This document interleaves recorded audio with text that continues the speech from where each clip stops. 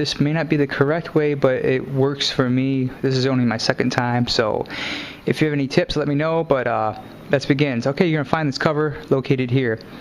Best thing to do is have this do an oil change when you do this, because it uses oil from your motorcycle to actually help cool the clutches, because it's a wet clutch. So go ahead and do an oil change when you do it here. So drain the oil. So once you drain the oil, you remove the 10 bolt cover, 10 bolts located around the perimeter of this cover. Once you take it off, this is what you're going to see. You see the clutch baskets. You're going to see 4 springs here. And the first thing you want to do is take the centerpiece out here. There's going to be some oil dripping out, so be prepared for that. You're going to take that centerpiece out here. It's a 2-piece ball bearing here. You can set that aside. Next, you're going to remove these 4 bolts, and you want to ease them off crisscross, because these springs in here are under pressure here. And once you do that, I'll be back.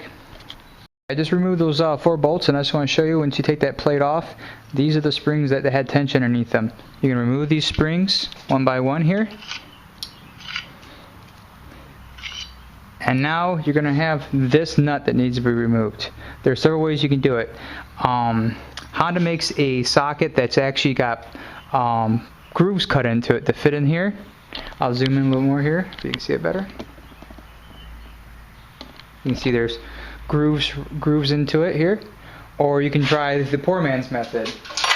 First thing you do is you want to probably wipe it down real good with some WD-40, and you can take a screwdriver and put it in the groove here and hit it around. Which is, right now it's loose. I can just show you. You want to go to your left. So in that way it would move this and loosen this. Or tighten back up. Or you could use this socket, which I used on another project. Someone suggested to me. It's made by a company called, I think it's called Gator. And let me put it in view here. And you can see here it has a little things you can push inside here. So I'll show you from the side here. You can simply take a bolt. Don't drop it. You can take a bolt right here and push it in, and it grips onto it. You can turn it.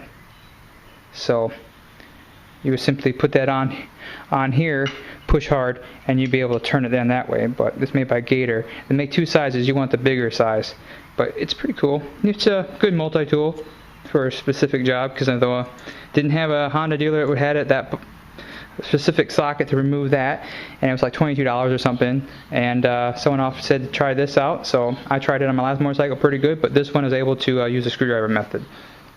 Okay, once you pull the clutch basket out, you're going to set it down on a flat surface here, and you're going to pull the lid off here. Once you pull the lid off here, set it aside, and you're going to see a stack of clutches like I have here. I just took it out, sitting inside here. What you want to do is lift them all out individually, but keep them in order. So basically I just worked them all out and got the whole stack out. Alright, and keep them in order. Alright, once you do that, you want to set the stack down in order in front of you here, and don't mess them up. Okay, and then you're going to just clean this bowl out here. What I did with the new clutches here, which I'm using this clutches here, I took them out, I'm setting somewhere clean, and I pour some oil in there. I'm using the oil that's suggested for it. It's didn't necessarily use Valvoline, but I just used what was around I had here. But it's used for wet clutches, which we have here. So I just pour a little bit in there, and then I'm soaking the clutches in here, and I'm getting them all saturated with some oil prior for me to reinstalling it back in here. One thing I want to make you a note of: when you pour your new clutches into the oil, one thing you want to check though when you put it on there is that the very last plate that goes on the top of your clutch assembly here has a thicker thicker and bigger tab. So here's the standard tab here. Okay, let me put an angle here. Thicker standard tab here. Okay, I'm gonna grab the one that's supposed to be the very top here tab, so you can see the difference side by side here. So you see it is a little bit bigger.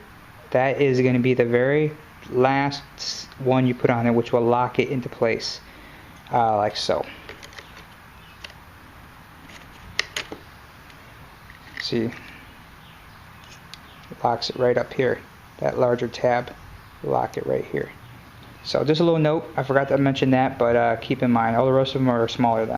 The other note, the reason why I stack them up, you can always just do clutch, metal ring, clutch, metal ring once you know it. The other reason why I do it, I don't know if this is right or not, but these metal discs have been in this stack of clutches for its entire life, sometimes 30 some years, and it's used to these different shift patterns, and I just keep the same disc in the same spot in the clutch basket here, just to make sure that if this was worn a specific way for that pressure for those 30 some years, it's the same ring that's doing it, not a different ring at different pressures or stuff like that. But that's just a little note I'm gonna throw in there. But I'm almost done here, and I'll start assembling it, and I'll throw in another video.